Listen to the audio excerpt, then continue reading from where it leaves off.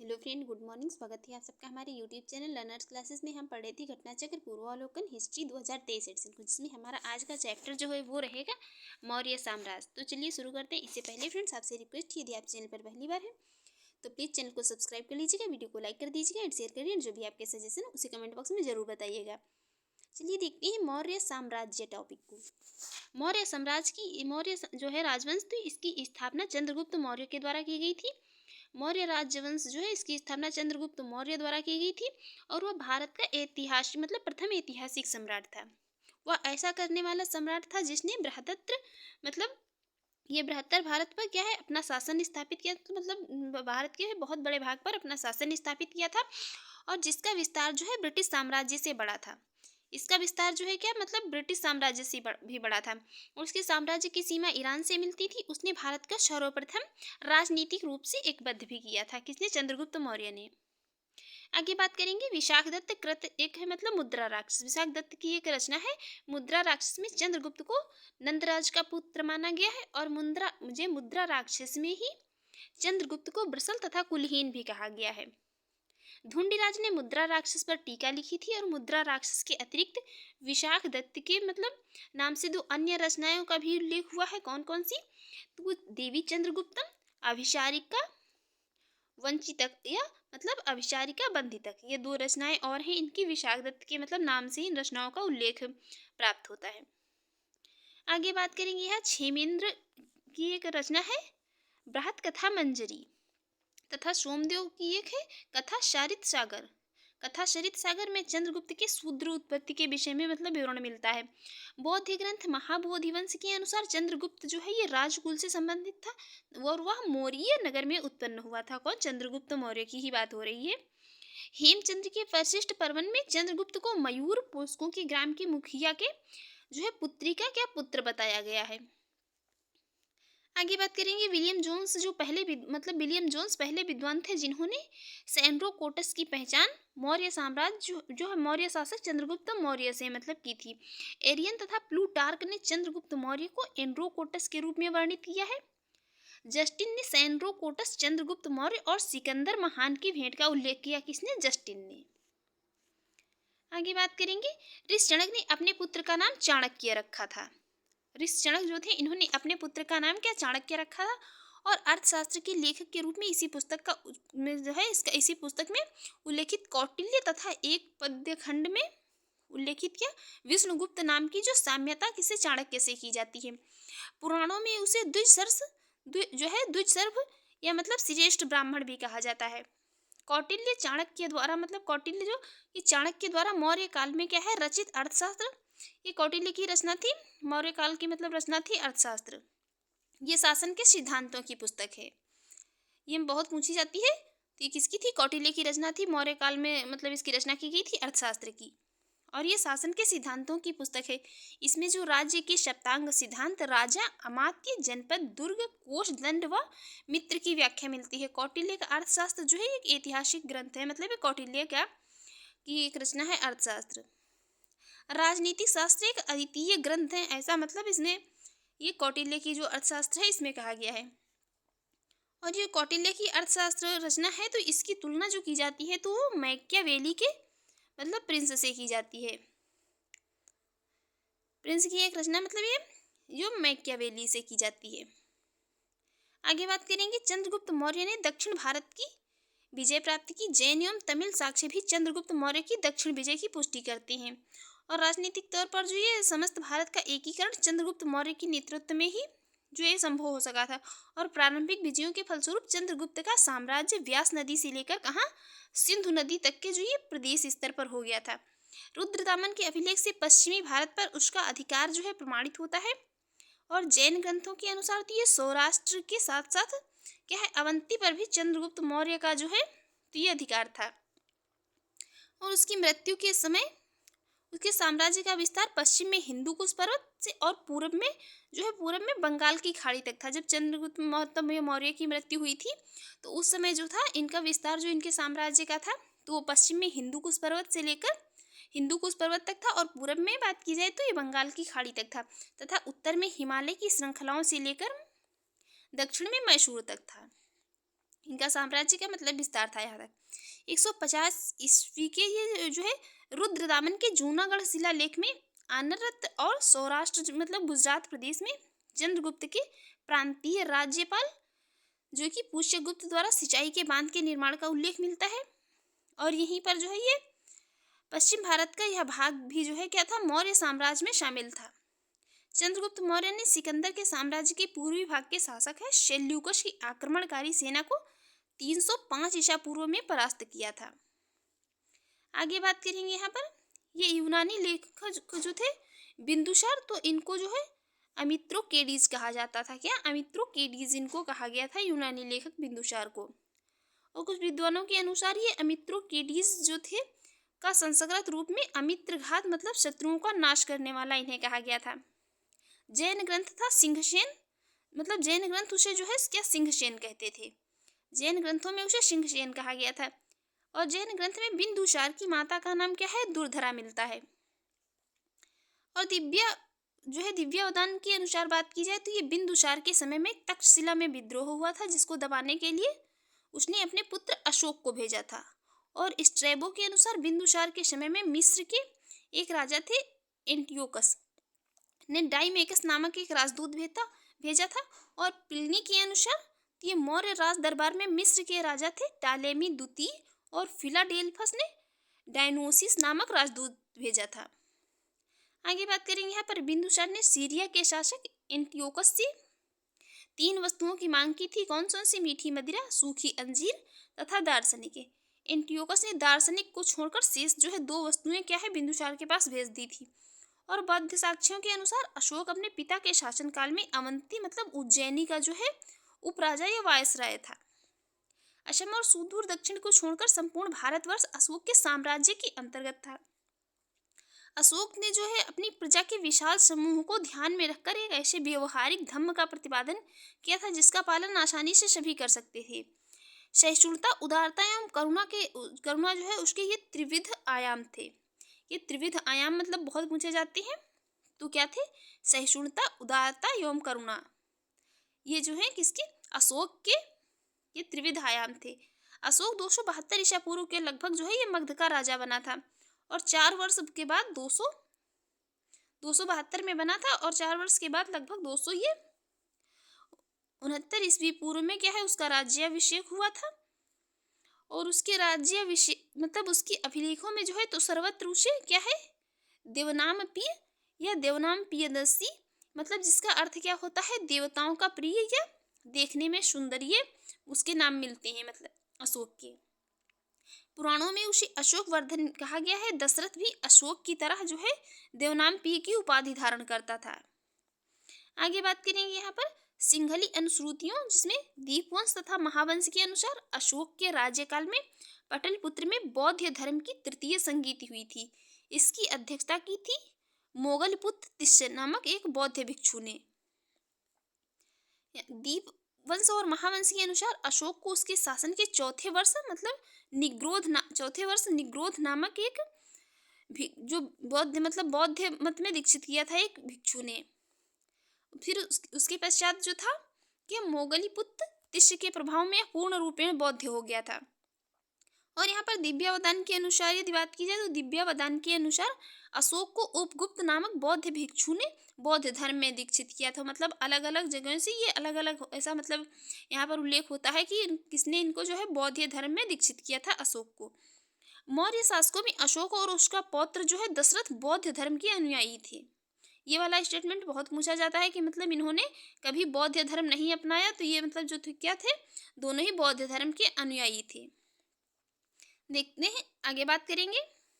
Next जो है ये अशोक के अभिलेखों में रज्जुक नामक अधिकारी का उल्लेख मिलता है। रज्जुकों की स्थिति जो थी तो ये आधुनिक जिला अधिकारी जैसे मतलब कि अब जिले का जो डीएम होता है उसी प्रकार ये रज्जुक होते थे मौर्य काल में, जिससे राजस्व तथा न्याय दोनों क्षेत्रों में अधिकार प्राप्त होते थे। और अग्रोनोमोई जो होते थे तो ये जिले के अधिकारी होते थे। और इसमें यहाँ पर जो व्यापारिक काफिले कारमा के मुखिया होते थे तो उन्हें सार्थवाह कहा जाता था। बौद्ध धर्म ग्रहण करने के जो है उपरांत अशोक ने आखेट तथा बिहार यात्राओं को रोक दिया था और उसके स्थान पर धर्म यात्राओं को प्रारंभ किया था। राज्याभिषेक के 10 वर्ष के बाद 8वां शिलालेख जो मतलब संबोधि बोध गया तथा 20 वर्ष के बाद ये रुमिनदेई अभिलेख रुमिनदेई गया तथा उनकी पूजा की गई इतिहासकार एक हैं विशेंट आर्थर स्मिथ ने अपनी पुस्तक लिखी है। कौन सी? Ashoka the Buddhist emperor of India. Ashoka the Buddhist emperor of India के 7वें अध्याय में the Indian legend of Ashoka में जो ये साहित्यिक साक्ष्यों के आधार पर उपगुप्त के साथ अशोक की धर्म यात्राओं का क्रम मतलब इस प्रकार दिया है। सबसे पहले कहाँ की? लुम्बिनी की, फिर कपिलवस्तु की, फिर बोधगया की, फिर सारनाथ की, फिर कुशीनगर की और सबसे लास्ट में जो है कहाँ की? श्रावस्ती की यात्रा मतलब की थी अशोक ने। अशोक ने अपने राज्याभिषेक के 10 वर्ष के बाद बोधगया की यात्रा की, 20 वर्ष के बाद लुम्बिनी की और वहाँ एक शिला स्तंभ स्थापित किया। कहाँ पर? लुम्बिनी में। बुद्ध की जन्म भूमि होने के कारण लुम्बिनी का जो है ग्राम का भोग कर क्या है इसको माफ कर दिया गया, जो कि मतलब कितना था? भू राजस्व का 1/6 से घटकर ये कितना 1/8 कर दिया गया। कालसी, गिरनार और मेरठ के अभिलेख ब्राह्मी लिपि में थे। ये कालसी, गिरनार और मेरठ के जो अभिलेख थे तो ये ब्राह्मी लिपि में थे। और बाकी यहाँ पर जो है मतलब अशोक के अभिलेखों का विभाजन जो है ये 3 वर्गों में किया जाता है। मतलब इनके अभिलेख जो है अशोक के अभिलेख बहुत महत्वपूर्ण है। कौन? शिलालेख, स्तंभलेख और गुहालेख। शिलालेख कितने? 14 विभिन्न लेखों का एक समूह है जो 8 मतलब जो 8 भिन्न भिन्न स्थानों से प्राप्त किए गए हैं। कहाँ कहाँ से? तो पहला शहबाजगढ़ी से, दूसरा मानसेहरा से, तीसरा कालसी से, चौथा गिरनार से, पांचवा धौली से, छठा जोगढ़ से और सातवां जो है तो ये एरागुडी से और 8वां कहाँ से? शोपारा से। ये 8वें इनके जो शिलालेख हैं मतलब बहुत महत्वपूर्ण हैं। अशोक के अधिकांश शिलालेख जो थे इसके अशोक के जो अधिकांश मतलब शिलालेख थे तो ये जो थे किसमें? प्राकृत भाषा और ब्राह्मी लिपि में ही लिखे गए थे। ये प्राकृत भाषा और ब्राह्मी लिपि में लिखे गए थे। कहीं कहीं पर जो है ये कंफ्यूज करने के लिए खरोष्टी भी दे देता है।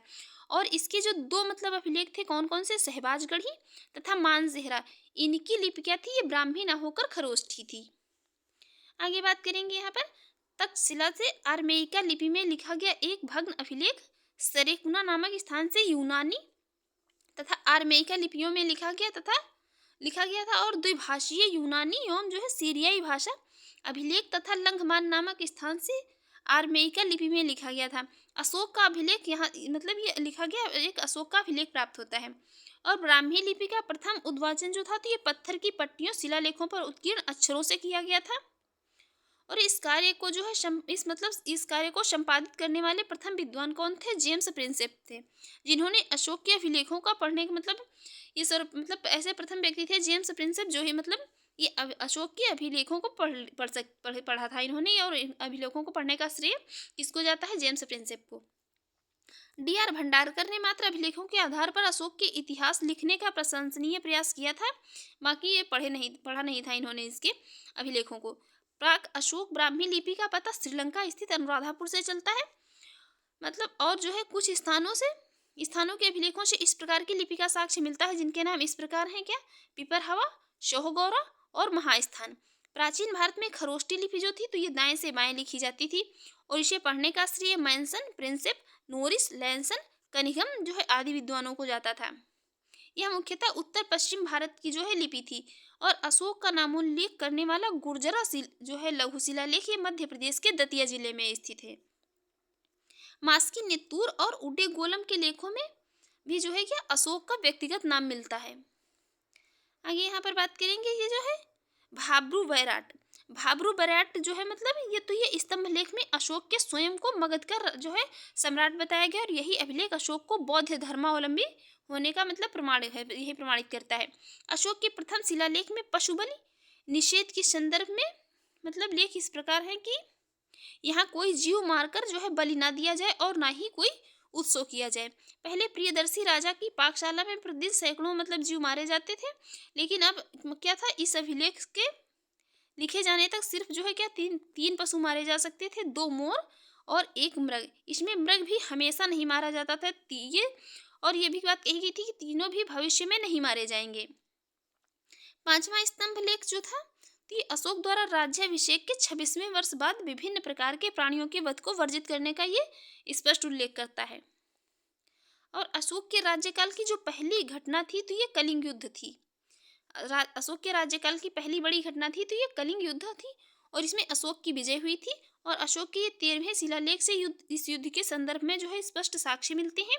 यह घटना अशोक के शासनकाल के 8 वर्ष बाद अर्थात जो है 261 ईसा पूर्व में घटित हुई थी और कलिंग युद्ध से जो है हुई पीड़ा पर अपना दुख और पश्चाताप व्यक्त किया था किसने, अशोक ने। और अशोक के जो है मतलब ये जो है अशोक की दीर्घ शिलालेख 12वें में, ये अशोक का जो 12वां शिलालेख में सभी संप्रदायों के सार की वृद्धि होने की कामना की गई थी तथा जो है धार्मिक सहिष्णुता हेतु पालनीय उपाय बताए गए हैं। अशोक के जो दूसरे और 13वें शिलालेख में संगम राज्यों जो है राजाओं की भी मतलब सूचना मिलती है इसमें। और ये जो अशोक के 5 यमन राजाओं के साथ मैत्रीपूर्ण संबंध भी थे ऐसा भी मतलब यहाँ से ज्ञात होता है। जिनमें कौन कौन से थे, जिनमें थी अंतियोक मतलब एंटियोकस द्वितीय या थियोस मतलब सीरिया का शासक, तुर्मय या तुर्माय, टालेमी द्वितीय या फिलाडेल्फस जो मिस्र का राजा था, अतंकिनी एंटीगोनस जो गोनातास या मैसिडोनिया या मकदूनिया का राजा था, मग जो कि शायरीन का शासक था, अलिक सुंदर ये कहा एलेक्जेंडर एपाइरस या मतलब एपीरस का राजा था। आगे बात करेंगे यहाँ पर गोरखपुर जिले से प्राप्त शहगौरा ताम्रपत्र जो अभिलेख और बांग्लादेश के बोगरा जिले से प्राप्त ये महास्थान अभिलेख की रचना अशोककालीन प्राकृत भाषा में हुई थी और इन्हें जो है 3री सदी की ब्राह्मी लिपि में लिखा गया था। इन्हें जो है ईसा पूर्व क्या है 3री सदी की ब्राह्मी लिपि में लिखा गया था। ये अभिलेख अकाल के समय किए जाने वाले राहत कार्यों के संबंध में बात करते हैं और इस अकाल की जो है पुष्टि जैन स्रोतों से प्राप्त होती है। मौर्य काल में न्यायालय 2 प्रकार के होते थे, कौन कौन से, तो धर्मस्थीय और कंटक शोधन। धर्मस्थीय जो होते थे वो तो दीवानी कहलाते थे और कंटक शोधन तो ये फौजदारी न्यायालय कहलाते थे। गुप्तचरों को अर्थशास्त्र में गुण पुरुष कहा जाता था और अर्थशास्त्र में 2 प्रकार के गुप्तचर होते थे, उल्लेख मिलता है। एक संस्था मतलब संस्था कहते थे मतलब ये एक ही स्थान पर रहते थे तथा जो संचरा कहलाते थे वो प्रत्येक स्थान पर भ्रमण करने वाले गुप्तचर होते थे। आगे बात करेंगे मेगस्थनीज की इंडिका में पटलिपुत्र के नगर प्रशासन का वर्णन मिलता है और पटलिपुत्र नगर का प्रशासन जो है 30 सदस्यों वाली समितियों द्वारा होता था। इसकी कुल 6 समितियां थी तथा प्रत्येक समिति में 5 सदस्य थे। तीसरी समिति जो थी ये जनगणना का हिसाब रखती थी और वर्तमान में भी ये कार्य जो है इसके नगर पालिका प्रशासन के द्वारा किया जाता है। और छठी जो है समिति का कार्य बिक्री कर वसूल करना था। विक्रय कर मूल्य का 10वें भाग के रूप में वसूल किया जाता था और करों की चोरी करने वालों को क्या है मृत्युदंड दिया जाता था वह नगर के पदाधिकारियों को, और जो नगर के पदाधिकारी थे उन्हें क्या एस्टिनोमोई कहा जाता था। ये एस्टिनोमोई ग्रीनोमोई जो है बहुत इंपॉर्टेंट है, ये वर्ड बार मतलब बहुत पूछे जाते हैं। तो किसको, नगर के जो पदाधिकारी होते थे उनको एस्टिनोमोई कहा जाता था। आगे बात करेंगे यहाँ पर मेगस्थनीज जो है, तो मेगस्थनीज सिल्यूकस निकेटर द्वारा चंद्रगुप्त मौर्य के राज्यसभा में भेजा गया एक यूनानी राजदूत था और मौर्य युग में नगरों का प्रशासन नगर पालिकाओं के द्वारा चलाया जाता था जिसका प्रमुख नागरिक या पूर्व मुख्य होता था। मेगस्थनीज ने मतलब क्या किया था, तत्कालीन भारतीय समाज को ये 7 श्रेणियों में विभाजित किया था। तो पहली थी दार्शनिक श्रेणी, दूसरी थी कृषक, तीसरी थी पशुपालक, चौथी थी कारीगर और 5वीं थी योद्धा, 6ठी निरीक्षक और 7वीं जो है श्रेणी थी वो थी मंत्री। मेगस्थनीज क्या थे, तो भारतीय समाज में दास प्रथा के प्रचलित होने का उल्लेख मतलब मेगस्थनीज भारतीय समाज में दास प्रथा के प्रचलित होने का उल्लेख नहीं करते हैं। ये मेगस्थनीज जो मतलब है ये क्या है समाज में दास प्रथा के प्रचलित होने का उल्लेख नहीं करता है। उसके अनुसार मौर्य काल में कोई भी व्यक्ति ना तो मतलब अपनी जाति से बाहर विवाह कर सकता था और ना ही उससे भिन्न पेशा भी अपना सकता था। ये भी मतलब एक फाउंडेशन ही एक प्रकार की समझिए थी। इतिहासकार श्मिट के अनुसार हिंदू कुश पर्वत भारत की वैज्ञानिक सीमा थी और जो है अशोक के अभिलेखों में मौर्य साम्राज्य के 5 प्रांतों का उल्लेख किया गया है। तो कौन कौन से हैं, उत्तरापथ जिसकी राजधानी थी तक्षशिला, अवंतिरठ जिसकी राजधानी थी उज्जैनी, कलिंग की राजधानी थी तोसली और दक्षिणापथ की राजधानी थी सुवर्णगिरी, प्राची या पूर्वी प्रदेश की राजधानी थी क्या पाटलिपुत्र। यहाँ पर आगे बात करेंगे भाग्य एवं बलि जो थे ये प्राचीन भारत में राजस्व के स्रोत थे। जो मतलब प्राचीन भारत में ये मौर्य साम्राज्य में जो मतलब ये राजस्व लिया जाता था तो इन्हें भाग्य एवं बलि कहा जाता था। अर्थशास्त्र से ज्ञात होता है कि राजा भूमि का मालिक होता था, भूमि से उत्पन्न उत्पादन के एक भाग का अधिकारी होता था, इस कर को भाग कहते थे। इसी प्रकार बलि भी जो क्या था राजस्व का ही स्रोत था। और मौर्य साम्राज्य में जो राजस्व एकत्र करने वाले होते थे उसको क्या कहते थे, क्षमाहर्ता कहा जाता था। और अंतपाल सीमा रक्षक या सीमावर्ती दुर्गों की देखभाल करता था, उसको कहते थे अंतपाल। जबकि प्रदेष्टा जो है ये विषयों या कमिश्नरियों का प्रशासक होता था, उसको कहते थे प्रदेष्टा। और मतलब उपर्युक्त जो पदाधिकारियों के अतिरिक्त भी कुछ मतलब अधिकारी थे जो क्या है, जैसे कि पणाध्यक्ष, तो ये वाणिज्य का अध्यक्ष होता था। सुराध्यक्ष या सूनाध्यक्ष ये बूचड़ खाने का अध्यक्ष होता था। गणिकाध्यक्ष ये वेश्याओं का मतलब निरीक्षक होता था। सीता अध्यक्ष जो होता था ये राजकीय कृषि विभाग का अध्यक्ष होता था। अकाराध्यक्ष जो होता था तो ये खानों का अध्यक्ष होता था। लक्षणाध्यक्ष ये छापे खाने का मतलब प्रेस का ये जो है प्रेस का अध्यक्ष होता था। लोहाध्यक्ष ये धातु विभाग का अध्यक्ष होता था। और नवाध्यक्ष जो था तो ये जहाजरानी विभाग का अध्यक्ष होता था। आगे बात करेंगे यहाँ पर अर्थशास्त्र में पति द्वारा प्रत्यक्ष पत्नी के लिए विवाह विच्छेद की अनुमति दी गई थी। और इसमें जो है मौर्यकालीन जो समाज था तो यहाँ पर तलाक की प्रथा की भी व्यवस्था थी, मतलब तलाक की प्रथा थी। और पति के बहुत समय तक विदेश में रहने या उसके शरीर में दोष होने पर क्या है, पत्नी उसको त्याग सकती थी। और इसी प्रकार जो है पत्नी के भी व्यभिचारिणी होने या बंध्या जैसी होने की दशाओं में पति भी उसका त्याग कर सकने का जो है अधिकारी था। और विदेशियों को भारतीय समाज में मनु द्वारा जो है व्रात्य क्षत्रिय का सामाजिक स्तर दिया गया था। सारनाथ स्तंभ का निर्माण अशोक ने करवाया था। इस स्तंभ के शीर्ष पर सिंह की आकृति बनी है जो शक्ति का प्रतीक है। और इस जो है प्रतिकृति को भारत सरकार ने अपने प्रतीक चिन्ह के रूप में लिया है। और मौर्यकालीन सभी जो स्तंभ चुनार के ये बलुआ पत्थरों से निर्मित हैं। आगे देखते हैं यहाँ पर स्थापत्य कला के दृष्टिकोण से सांची की स्तूप को सर्वश्रेष्ठ माना गया है। सांची मध्य प्रदेश के रायसेन जिले में स्थित है। इसका निर्माण अशोक ने कराया था। और इस स्तूप का आरंभिक काल 3री शताब्दी ईसा पूर्व था। भरहूत का स्तूप ये मध्य प्रदेश के सतना जिले में है। सांची की स्तूप की खोज किसने की थी, तो ये हेनरी टेलर तथा भरहूत की स्तूप जो है इसकी खोज एलेक्जेंडर कनिंघम ने की थी। और अमरावती का स्तूप ये आंध्र प्रदेश के गुंटूर जिले में कृष्णा नदी के दाहिने तट पर स्थित है। और कर्नल कालिन मैकेंजी ने ये 1797 में इस स्तूप का पता लगाया था। सारनाथ का जो धमेग स्तूप है ये गुप्तकालीन है, जो बिना अधिष्ठान के समतल भूमि पर बनाया गया है। कौन सा, सारनाथ का धमेग स्तूप। और बिहार में जो पटना पाटलिपुत्र के समीप बुलंदीबाग एवं कुम्भरहार में की गई खुदाई से मौर्य काल के लकड़ी के विशाल भवनों के अवशेष प्रकाश में आए हैं। और इनको जो है प्रकाश में लाने का श्रेय है इस पुनर महोदय को। और बुलंदीबाग से नगर के परकोटे के अवशेष तथा कुम्भरहार से राज जो है प्रासाद के अवशेष प्राप्त हुए। बुलंदीबाग पाटलिपुत्र का प्राचीन स्थान है, जिसमें जो है यहाँ पर क्या है कि महत्वाकांक्षी व्यक्ति 118 मतलब 184 ईसा पूर्व में अंतिम मौर्य साम्राज्य शासक थे। मौर्य जो है शासक थे कौन, बृहदत्त की हत्या करके शुंग राजवंश की स्थापना की गई थी। कब, 184 ईसा पूर्व में। वह इतिहास में पुष्यमित्र शुंग के नाम से विख्यात हैं। और ईसा पूर्व की कुछ शताब्दियों में चंद्रगुप्त मौर्य एवं अशोक ने गिरनार क्षेत्र में जल संसाधन व्यवस्था की ओर ध्यान दिया था। उस क्षेत्र में चंद्रगुप्त मौर्य ने सुदर्शन झील खुदवाई थी तथा अशोक ने ईसा पूर्व 3री शताब्दी में इसमें नहरें निकाली थी। और सकछत्रप या रुद्रदामन के जूनागढ़ अभिलेख में इन दोनों के कार्यों का वर्णन है। जूनागढ़ के शासक रुद्रदामन ने इस झील की जो है मरम्मत करवाई थी। अब हम बात करेंगे यहाँ पर क्वेश्चंस की। देखते हैं पहला क्वेश्चन, प्रथम भारतीय साम्राज्य स्थापित किया गया था, ये किया गया था चंद्रगुप्त मौर्य के द्वारा। देखेंगे नेक्स्ट, भारत में पहले साम्राज्य की स्थापना किस शासक के द्वारा की गई थी, तो चंद्रगुप्त मौर्य के द्वारा। नेक्स्ट क्वेश्चन है, निम्नलिखित में से कौन सबसे पुराना राजवंश जो है राजवंश है, तो यहाँ पर जो भी मतलब राजवंश दिए हैं उसमें सबसे पुराना राजवंश है मौर्य वंश। नेक्स्ट है मतलब इसका समय काल कब तक है, 321 से 184 ईसा पूर्व तक रहा था मौर्य वंश।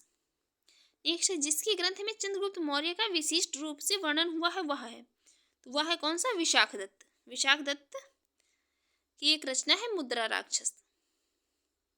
नेक्स्ट, यूनानी लेखक जस्टिन द्वारा किसी सेंड्रोकोटस कहा गया है, ये कहा गया है किसको, चंद्रगुप्त मौर्य को सेंड्रोकोटस कहा गया है।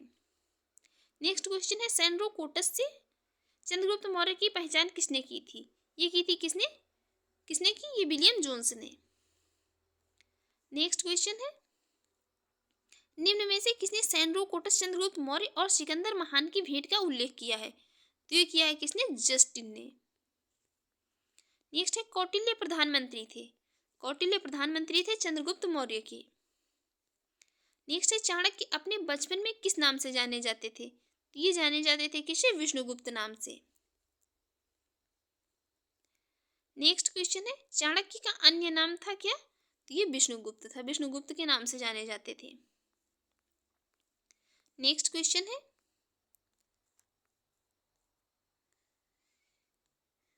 ये जो है कौटिल्य की पुस्तक अर्थशास्त्र किस विषय पर आधारित थी?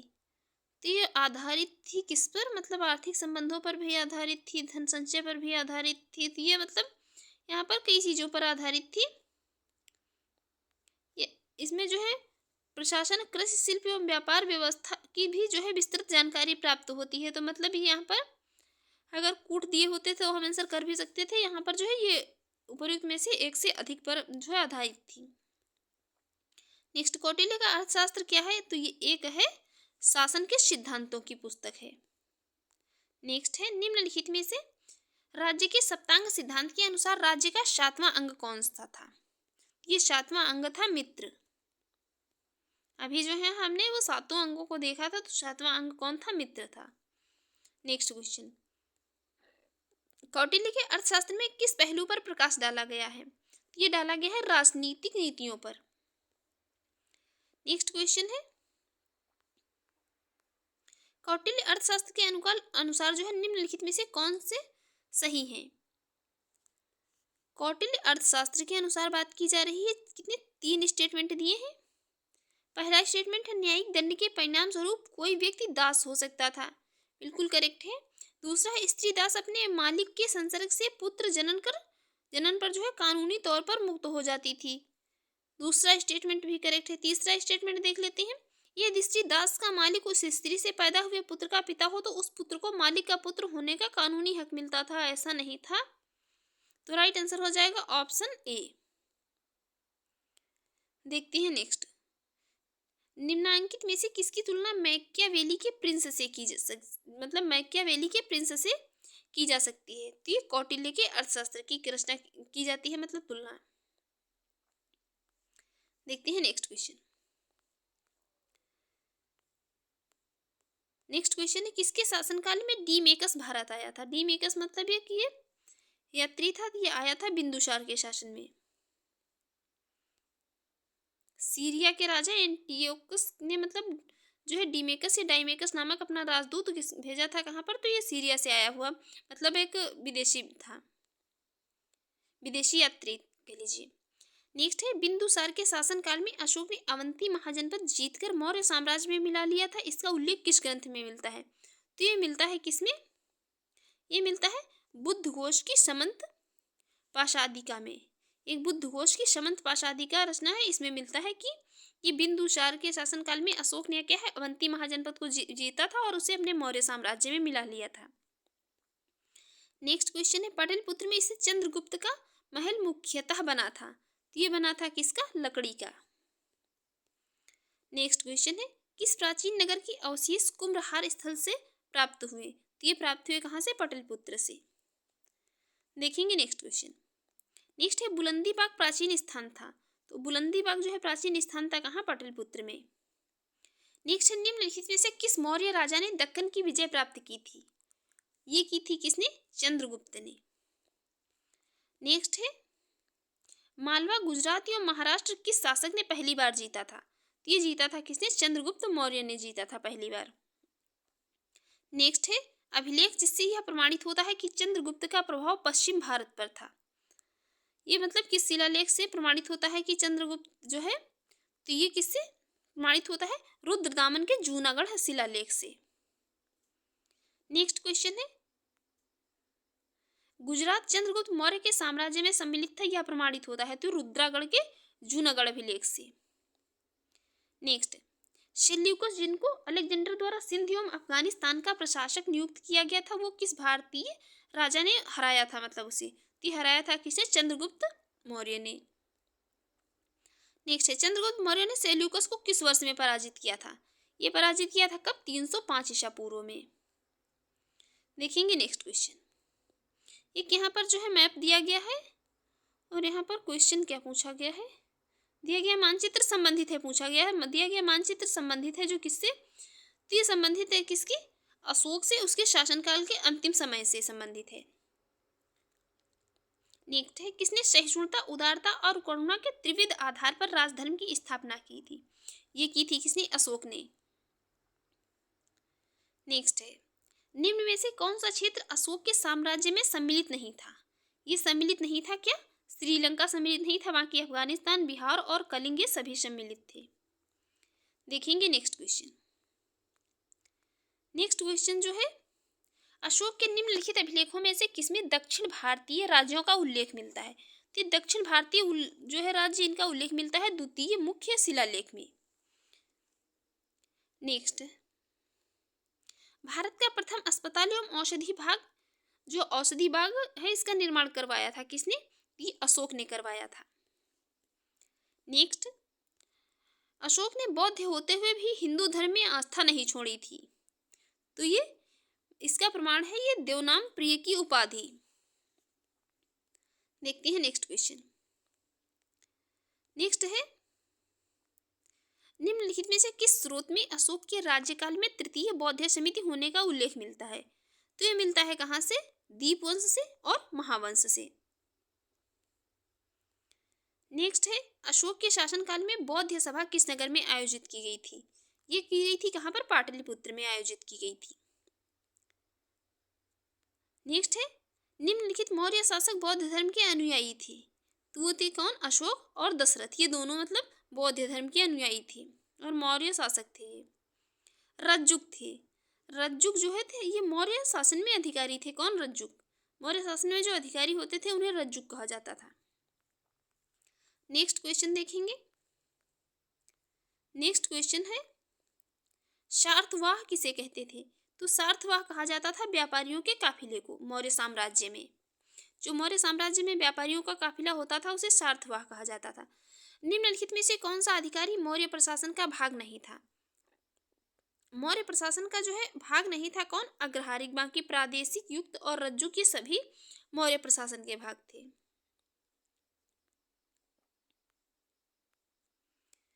देखेंगे नेक्स्ट, सारनाथ स्तंभ का निर्माण किया था, तो ये कहा कि किसने, तो ये अशोक ने। देखते हैं नेक्स्ट क्वेश्चन। निम्नलिखित में से किसी सर्वश्रेष्ठ स्तूप मानते हैं, तो ये मानते हैं किसके, सांची स्तूप को। नेक्स्ट क्वेश्चन है, सांची का स्तूप किस शासक ने बनवाया था, तो ये बनवाया था किसने, अशोक ने बनवाया था। नेक्स्ट, सांची का स्तूप किसने बनवाया था, अशोक ने। नेक्स्ट क्वेश्चन है, विश्व प्रसिद्ध पर्यटन स्थल सांची का प्राचीन नाम था क्या है, कांकड़ाम, कांकड़ाम जो था तो ये सांची का प्राचीन नाम था और विश्व प्रसिद्ध मतलब पर्यटन स्थल भी है सांची। नेक्स्ट क्वेश्चन है, एक तरफ स्थान दिए हुए और एक तरफ जो है स्मारक दिए हुए हैं। देखते हैं, कौशाम्बी में जो है घोषिताराम मठ कहाँ पर है, कौशाम्बी में है। रानाभर स्तूप ये कहाँ, कुशीनगर में है। धमेक स्तूप है सारनाथ में। सहेत महेत ये कहाँ है, तो ये श्रावस्ती में है। देखेंगे नेक्स्ट क्वेश्चन। नेक्स्ट क्वेश्चन जो है यहाँ पर बताना है कि तीर्थ यात्रा के समय सम्राट अशोक निम्नलिखित स्थानों पर गए थे, उन्होंने किस मार्ग का अनुगमन किया था। तो यहाँ पर 6 मतलब दिए हैं, यहाँ पर देख लेते हैं एक एक मतलब वहाँ पर जो इनका सही अरेंजमेंट बताना है। तो सबसे पहले गए थे कहाँ, लुम्बिनी में, फिर कपिलवस्तु में, फिर बोधगया में, फिर सारनाथ में, फिर कुशीनगर और फिर सबसे लास्ट में कहाँ, श्रावस्ती में। देखते हैं नेक्स्ट, अशोक के शिलालेखों में प्रयुक्त भाषा थी, तो वो थी कौन, प्राकृत थी। नेक्स्ट है, निम्नांकित में से कौन सा अशोककालीन अभिलेख, ये जो है कौन सा अशोककालीन अभिलेख था, खरोष्टी लिपि में था। तो ये सहबाजगढ़ी जो इनका एक मतलब शिलालेख था, तो ये खरोष्टी लिपि में था। देखेंगे नेक्स्ट क्वेश्चन। नेक्स्ट क्वेश्चन है वह है कि पत्थर पर प्राचीनतम अभिलेख किस भाषा में लिखे थे। तो ये किस भाषा में थे, प्राकृत भाषा में थी। नेक्स्ट है, ब्राह्मी लिपि का प्रथम उद्धाचन किस पर उत्कीर्ण अक्षरों से किया गया। तो ये पत्थर की पट्टियों पर। नेक्स्ट है अशोक के शिलालेखों को सर्वप्रथम किसने पढ़ा था? तो अशोक के शिलालेख जो थे तो उनको पढ़ने वाले थे कौन? James Prinsep. नेक्स्ट है अशोक के अभिलेखों को सर्वप्रथम पढ़ा था किसने? तो वो जेम्स प्रिंसेप ने पढ़ा था। ब्राह्मी लिपि को सर्वप्रथम किसने पढ़ा? तो जिसने मतलब अशोक के शिलालेखों को सर्वप्रथम पढ़ा था उसी ने पढ़ा था, जेम्स प्रिंसेप ने। देखते हैं नेक्स्ट क्वेश्चन। अशोक के शिलालेखों को पढ़ने वाला प्रथम अंग्रेज कौन था? तो कौन थे? जेम्स प्रिंसेप ही थे। सम्राट अशोक के राजा देशों का सबसे पहले विकुटन या डिसाइफर किसने किया था? ये किया था किसने? जेम्स प्रिंसेप ने। नेक्स्ट क्वेश्चन है मौर्य साम्राज्य के पेशावर निकट उत्तर पश्चिम भाग में अशोक के शिलालेख थे, तो ये खरोष्टी लिपि में थे, जो उत्तर पश्चिम भाग में थे। नेक्स्ट क्वेश्चन है वह स्थान जहां प्राक अशोक ब्राह्मी लिपि का पता चला, तो कहां से? अनुराधापुर से चला था। नेक्स्ट है प्राचीन भारत में निम्नलिखित में से कौन सी एक लिपि थी जो दाईं ओर से बाईं ओर लिखी जाती थी? तो ये खरोष्टी लिपि जो थी तो ये दाईं ओर से बाईं ओर लिखी जाती थी। देखेंगे नेक्स्ट क्वेश्चन। नेक्स्ट है निम्नलिखित में से प्राचीन भारत की कौन सी लिपि दाहिने से बाईं ओर लिखी जाती थी? तो कौन सी? यही खरोष्टी लिपि लिखी जाती थी। नेक्स्ट है अशोक का अपने शिलालेखों में सामान्यतः जिस नाम से उल्लेख हुआ है वह है, तो ये प्रियदर्शी या देवनाम प्रियदर्शी या मतलब देवताओं को प्रिय। नेक्स्ट अपने शिलालेख में अशोक सामान्यतः किस नाम से जाने जाते? तो ये प्रियदर्शी नाम से। नेक्स्ट है अभिलेखों में किस शासक का उल्लेख प्रियदर्शी एवं देवनाम प्रिय के रूप में किया गया है? तो ये किया गया है किसका? अशोक का। देखेंगे नेक्स्ट क्वेश्चन। नेक्स्ट है निम्नलिखित वक्तव्यों में से कौन सा एक वक्तव्य अशोक के प्रस्तर स्तंभों के बारे में गलत है? यहाँ पर इन पर बढ़िया पालिश थी, ये अखंड थे, स्तंभों के सैप्ट जो है शुंडाकार थे, बाकी ये स्थापत्य संरचना के भाग हैं, यही वाला यहाँ पर इनकरेक्ट हो जाएगा। Right answer option D. Next है निम्नलिखित में से किस उभारदार मूर्ति शिल्प जो है रिलीफ स्कल्पचर शिलालेख में अशोक के प्रस्तर रूप चित्र के साथ जो है रानियों अशोक राजा अशोक मतलब लिखा था? तो ये लिखा था किसमें? कंगनहल्ली जो है मतलब अभिलेख में लिखा था राजा अशोक। नेक्स्ट है निम्नलिखित में से किस अभिलेख में अशोक के व्यक्तिगत नाम का उल्लेख मिलता है? तो ये मिलता है किसमें? मास्की शिलालेख में। नेक्स्ट है निम्नलिखित अभिलेखों में से किस लेख में अशोक नाम लिखा था? तो ये लिखा था मास्की या लघु शिलालेख में। मास्की या मतलब इसे लघु शिलालेख भी कहते हैं। देखते हैं नेक्स्ट क्वेश्चन। नेक्स्ट है निम्नलिखित अभिलेखों में से किसमें राजाओं जो है अशोक का नाम उल्लेख हुआ है? तो ये हुआ किसमें? गुर्जरा अभिलेख में। देखते हैं नेक्स्ट क्वेश्चन। नेक्स्ट है अशोक का रुम्मिनदेही स्तंभ संबंधित है, ये संबंधित है कहाँ? बुद्ध के जन्म से। नेक्स्ट है गुर्जरा लघु शिलालेख जिसमें अशोक का नामोल्लेख किया गया है कहाँ स्थित है? ये स्थित है मध्य प्रदेश के कहाँ? दतिया जिले में। देखेंगे नेक्स्ट केवल वह स्तंभ जिसमें अशोक ने स्वयं को मगध का सम्राट बताया है, ये कहाँ पर? भाब्रू स्तंभ में बताया है। नेक्स्ट है कालसी प्रसिद्ध है, तो कालसी जो है प्रसिद्ध है अशोक के शिलालेखों के कारण प्रसिद्ध है कालसी। नेक्स्ट क्वेश्चन है उत्तराखंड में सम्राट अशोक के शिलालेखों की एक प्रति कहाँ मिली थी? ये मिली थी कहाँ पर? कालसी में मिली थी। नेक्स्ट है यहाँ पर मतलब निम्नलिखित युगों पर विचार कीजिए। एक तरफ जो अशोक के प्रमुख शिलालेख दिए गए हैं, एक तरफ वह स्थान या राज्य दिए गए हैं मतलब जहाँ से मिले थे। तो देख लेते हैं यहाँ से मतलब कौन कौन सा शिलालेख जो है कहाँ से मिला था। तो धौली मिला था उड़ीसा में, एरगुडी कहाँ से? तो एरगुडी मतलब या एर्रागुडी आंध्र प्रदेश में, जौगढ़ उड़ीसा में तथा कालसी जो है तो उत्तराखंड में स्थित है। नेक्स्ट है निम्नलिखित में से अशोक का कौन सा शिलालेख धार्मिक संश्लेषण या समन्वय के बारे में कहता है? तो ये कौन सा? 12वां शिलालेख कहता है। नेक्स्ट है कलिंग की विजय तथा क्षतियों का वर्णन अशोक के किस शिलालेख में मिलता है? तो ये मिलता है किसमें? अशोक के मतलब ये 13वें शिलालेख में मिलता है, जो अशोक का 13वां शिलालेख है। इसमें कलिंग युद्ध के विजय में मतलब जानकारी प्राप्त होती है। नेक्स्ट कलिंग युद्ध का विवरण हमें ज्ञात होता है, इससे ज्ञात होता है ये कहाँ से? 13वें शिलालेख से। नेक्स्ट किस अभिलेख में कलिंग विजय का वर्णन मिलता है? तो हाथी गुम्फा अभिलेख में। नेक्स्ट है अशोक के निम्न अभिलेखों में से पूर्ण रूपेण धार्मिक सहिष्णुता के प्रति समर्पित कौन सा अभिलेख है? तो ये 12वां शिलालेख है। यह मतलब दीर्घ शिलालेख भी इसे कहते हैं। नेक्स्ट है यहाँ पर एक बहुत लंबा चौड़ा मतलब स्टेटमेंट दिया है कि शासक ने अपनी प्रजा को इस अभिलेख के माध्यम से परामर्श दिया था। ठीक है, दिया तो किसने था? तो दिया तो ये अशोक ने था, लेकिन देखते हैं क्या परामर्श दिया था। परामर्श था, कोई भी व्यक्ति जो अपने संप्रदाय को महिमा मंडित करने की दृष्टि से अपने धार्मिक संप्रदाय की प्रशंसा करता है या अपने संप्रदाय के प्रति अत्यधिक भक्ति के कारण अन्य संप्रदायों की निंदा करता है, वह अपुति अपने संप्रदाय को गंभीर रूप से हानि पहुंचाता है। ये कहा था किसने? अशोक ने। देखते हैं नेक्स्ट, अशोक के जो प्रमुख शिलालेख संगम राज्य के विषय में हमें बताते हैं उनमें सम्मिलित हैं कौन से? जो है दूसरा और कौन सा? 13वां शिलालेख। नेक्स्ट, निम्नलिखित में से किस दक्षिणी राज्य का उल्लेख अशोक के अभिलेखों में नहीं है? तो अशोक के अभिलेखों में चोल है, सतीपुत्र है, पांडे है, बाकी सातवाहन का कहीं पर उल्लेख नहीं है। नेक्स्ट है टालेमी फिलाडेल्फस जिसके साथ अशोक के राज ने संबंध थे, कहाँ का शासक था? ये शासक था कहाँ का? मिस्र का। देखेंगे नेक्स्ट है अशोक का समकालीन तुर्मे कहाँ का राजा था? ये राजा था कहाँ का? मिस्र का। नेक्स्ट है निम्नलिखित में से किस राजवंश के शासकों के सुदूर देशों जैसे सीरिया एवं मिस्र के साथ राजकीय संबंध थे? तो ये किसके थे? मौर्य राजवंश के। नेक्स्ट है अशोक के धम्म का मूल संदेश क्या था? यहाँ पर जो अशोक का मतलब धम्म था, इसका मूल संदेश था कि मतलब एक नैतिक संहिता सी अशोक अपने दूसरे और 7वें शिलालेख के माध्यम से संदेश देता है कि मतलब इसका अर्थ है कि कम पाप करना चाहिए, कल्याण करना चाहिए, दान दया करना चाहिए, सत्य बोलना चाहिए, पवित्रता से रहना चाहिए, स्वभाव में मधुरता तथा साधुता बनाए रखनी चाहिए।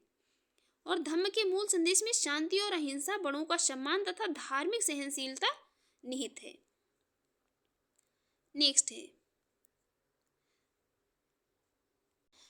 है निम्न में से अशोक के किस अभिलेख में पारंपरिक अवसरों पर पशु बलि पर रोक लगाई गई? ऐसा लगता है कि यह पाबंदी पशुओं के वध पर थी। तो ये स्तंभ अभिलेख 5वें में। देखेंगे नेक्स्ट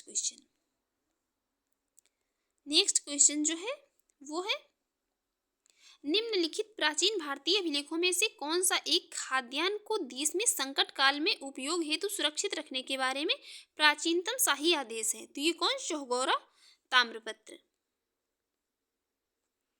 देखते हैं नेक्स्ट क्वेश्चन है यहाँ पर। नेक्स्ट क्वेश्चन वो है कथन और कारण दिया हुआ। कथन ए है अशोक ने कलिंग को मौर्य साम्राज्य में जोड़ लिया था। सही, ये बात एकदम करेक्ट है कि अशोक ने जो है मतलब कलिंग पर विजय प्राप्त करके और इसको अपने साम्राज्य में जोड़ लिया था। कारण उसका दिया है आर, कलिंग दक्षिण भारत को जाने वाले स्थलीय एवं समुद्री मार्गों को नियंत्रित करता था। यहाँ पर इसका कथन और कारण दोनों सही है, तो राइट आंसर हो जाएगा ऑप्शन ए, मतलब ये इसका सही एक्सप्लेन भी करता है। देखते हैं नेक्स्ट क्वेश्चन है वो भी यहाँ पर कथन और कारण का ही दिया है। कथन है मौर्यकालीन शासक ने धार्मिक आधार पर भू अनुदान जो है नहीं दिया था। मौर्यकालीन जो शासक थे इन्होंने धार्मिक आधार पर भू अनुदान नहीं दिया था, बिल्कुल करेक्ट है। आर दिया है यहाँ पर कथन जो कारण भू अनुदान के विरुद्ध कृषकों ने विद्रोह किया था। तो ऐसा नहीं, कृषकों ने जो है विद्रोह नहीं किया था। राइट आंसर हो जाएगा ऑप्शन सी। नेक्स्ट है प्रसिद्ध यूनानी राजदूत मेगास्थनीज भारत में किसके दरबार में आए थे? तो ये आए थे किसके? चंद्रगुप्त मौर्य के दरबार में। देखेंगे नेक्स्ट है मेगास्थनीज दूत था। तो मेगास्थनीज जो है दूत था किसका? सेल्यूकस का दूत था। नेक्स्ट है किसके शासनकाल में मेगास्थनीज भारत आया था? तो चंद्रगुप्त मौर्य के शासनकाल में भारत आया था। मौर्य साम्राज्य का जो है मौर्य समाज 7 वर्गों में विभाजन का विशेष रूप से उल्लेख किया गया है। तो ये किया गया है किसमें? इस मेगास्थनीज की पुस्तक इंडिका में। नेक्स्ट है मेगास्थनीज ने भारतीय समाज को कितनी श्रेणियों में विभाजित किया था? तो कितनी? 7 श्रेणियों में। नेक्स्ट है, निम्नलिखित में से किस स्रोत में उल्लेखित है कि प्राचीन भारत में दास्तां नहीं थी? तो ये किसमें उल्लेखित है? ये उल्लेखित है किसमें? मेगस्थनीज की इंडिका में, कि प्राचीन भारत में दास्तां नहीं थी।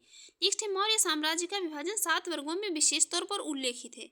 ये उल्लेखित है किसमें? मेगस्थनीज की इंडिका में।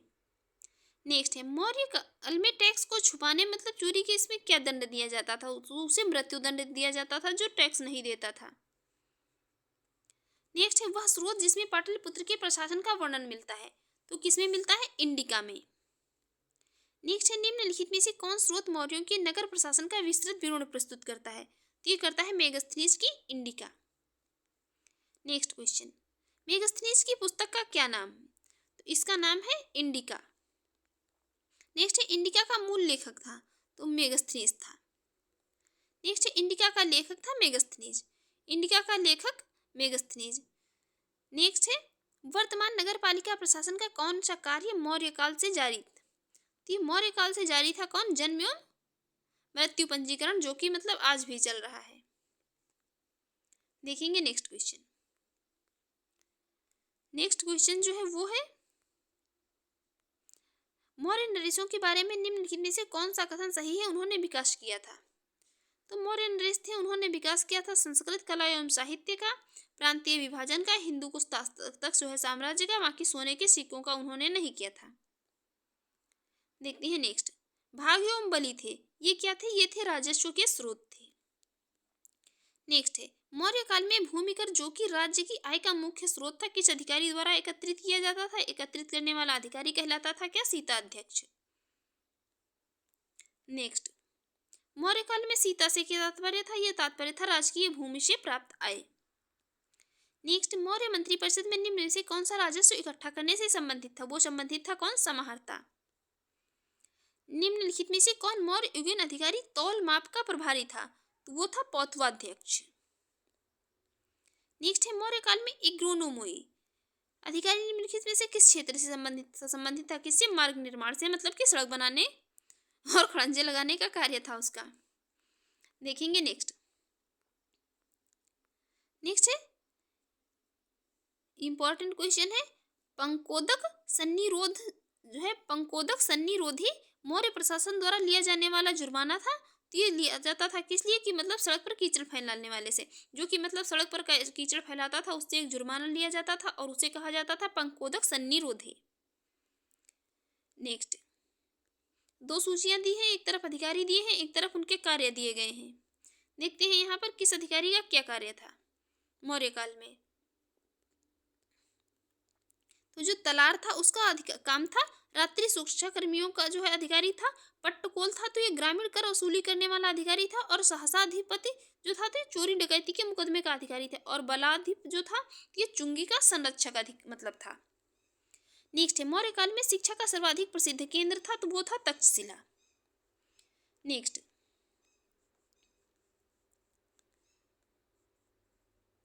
क्वेश्चन है, कौटिल्य के अर्थशास्त्र के अनुसार मौर्यकालीन न्याय व्यवस्था निम्नलिखित में से किस न्यायालय में जो न्यायालय अस्तित्व में थे?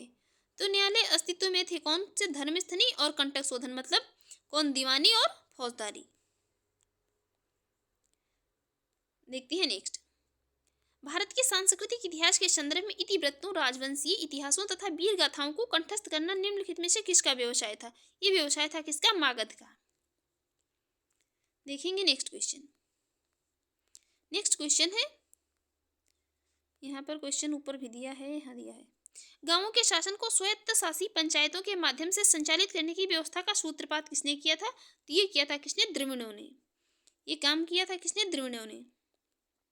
नेक्स्ट, प्राचीन भारत के निम्नलिखित ग्रंथों में से किसमें पति द्वारा परित्यक्त पत्नी के लिए विवाह विच्छेद की अनुमति दी गई थी? तो ये बात सब किसमें की गई थी? अर्थशास्त्र में। नेक्स्ट, निम्नलिखित में से किसमें पुनर्विवाह वर्जित है? तो पुनर्विवाह वर्जित है किसमें? प्रोहिबिट्स वर्जित है किसमें? मतलब प्रोहिबिट्स है किसमें? ये मनुस्मृति में। नेक्स्ट है, विदेशियों को भारतीय समाज में मनु द्वारा दिया गया सामाजिक स्तर था, तो ब्रात्य क्षत्रियों का था। नेक्स्ट है, निम्नलिखित व्यक्ति भारत में किसी न किसी समय आए थे। ये सभी मतलब विदेशी यात्री हैं, तो इनका मतलब पूछा जा रहा है आने का सही अरेंजमेंट, मतलब इस किस किस ईयर जो है या मतलब कौन ईस्वी में है। तो सबसे पहले आया था कौन, मेगस्थनीज, फिर आया फहियान जो कि चीनी यात्री था, फिर आया हेनसांग, फिर आया था इत्सिंग। देखते हैं नेक्स्ट।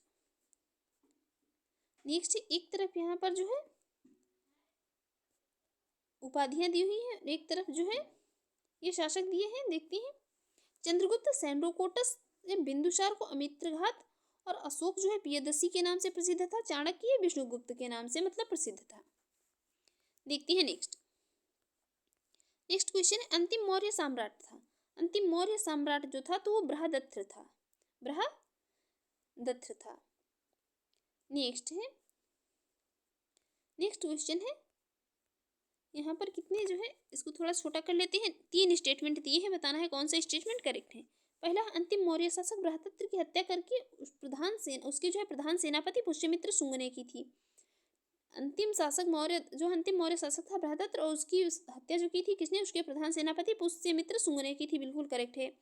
अंतिम शुंग राजा देवभूत की हत्या उसके ब्राह्मण मंत्री वासुदेव कण्व ने की थी, और उसने क्या है, राज सिंहासन हथिया लिया था, बिल्कुल करेक्ट है।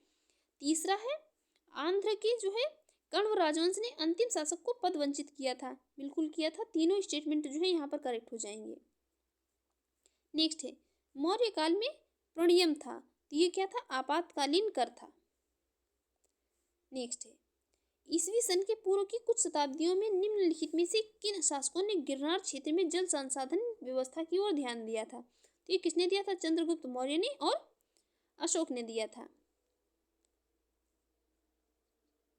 चंद्रगुप्त मौर्य और अशोक ने दिया था। देखेंगे नेक्स्ट क्वेश्चन। नेक्स्ट है, जल की आवश्यकता को ध्यान में रखते हुए जिस प्रथम शासक ने गिरनार क्षेत्र में एक झील का निर्माण करवाया वह कौन था, अशोक। गिरनार झील का जो है निर्माण करवाया था किसने, चंद्रगुप्त मौर्य ने। नेक्स्ट है, निम्नलिखित में से किस अभिलेख में जो है चंद्रगुप्त और अशोक दोनों का उल्लेख किया गया है। तो किया गया है किसमें, महाक्षत्रप रुद्रदामन का जूनागढ़ अभिलेख में। नेक्स्ट है, निम्नलिखित अभिलेखों में से किसमें अशोक का अभिलेख भी पाया गया है। तो ये महाक्षत्रप रुद्रदामन का जो जूनागढ़ अभिलेख है इसी में पाया गया है। देखते हैं नेक्स्ट। नेक्स्ट क्वेश्चन है, बराबर पहाड़ी की गुफाओं के विषय में निम्नलिखित जैसे कौन एक सही नहीं है। पूछा जा रहा है कौन एक सही नहीं है, तो सही यही नहीं कि यह अभिलेख ईसा पूर्व 6ठी शताब्दी के हैं। ये जो है इन गुफाओं का संबंध मौर्य काल से 321 से 184 ईसा पूर्व से है। इन गुफाओं में उत्कीर्ण अभिलेख जो है ये 3री शताब्दी से है, ना कि 6ठी से। नेक्स्ट है, मौर्यकालीन मूर्तियों में मणिभद्र यक्ष नाम से अंकित मूर्ति किस स्थान से प्राप्त हुई। तो ये कहाँ से, परखम से। नेक्स्ट है यहाँ पर बताना है निम्नलिखित में से कौन सा सही सुमेलित है। देखते हैं यहाँ पर लोथल जो है तो ये एंशियंट डॉकयार्ड थे, सारनाथ ये first sermon of Buddha, Nalanda great seat of Buddhist learning, ये सभी जो है सही है मतलब। और यहाँ पर जो है क्या है, Rajgir lion capital of Ashoka जो है यही गलत है। यहाँ पर जो ये क्या है, राजगिर लायन ऑफ जो है कैपिटल ऑफ अशोक यही वाला गलत है। बाकी यहाँ पर लोथल एंटीसेंट जो है एंशियंट डॉकयार्ड और राजगिर, तो ये बाकी ये सारनाथ तो है फर्स्ट सरमन ऑफ बुद्ध, और नालंदा है great seat of Buddhist learning. तो फ्रेंड्स आप यहाँ पर हमने जो है मौर्य काल से बनने वाले मतलब 131 क्वेश्चन को यहाँ पर देखा। तो फ्रेंड्स आपको हमारी ये वीडियो अच्छी लगी हो और आपके एग्जाम के लिए यूजफुल रही हो तो आप हमारे यूट्यूब चैनल पर पहली बार हैं तो प्लीज़ चैनल को सब्सक्राइब कर लीजिएगा, वीडियो को लाइक कर दीजिएगा एंड शेयर करिए, एंड जो भी आपके सजेशन हो उसी कमेंट बॉक्स में ज़रूर बताइएगा। और जो है इसकी PDF चाहिए तो वीडियो के डिस्क्रिप्शन में टेलीग्राम का लिंक दे दिया गया है, वहाँ पर जाकर जो है आप टेलीग्राम ग्रुप ज्वाइन कर लीजिए। इसकी जो है PDF वीडियो के साथ में ही टेलीग्राम ग्रुप में मिल जाती है। Thanks for watching.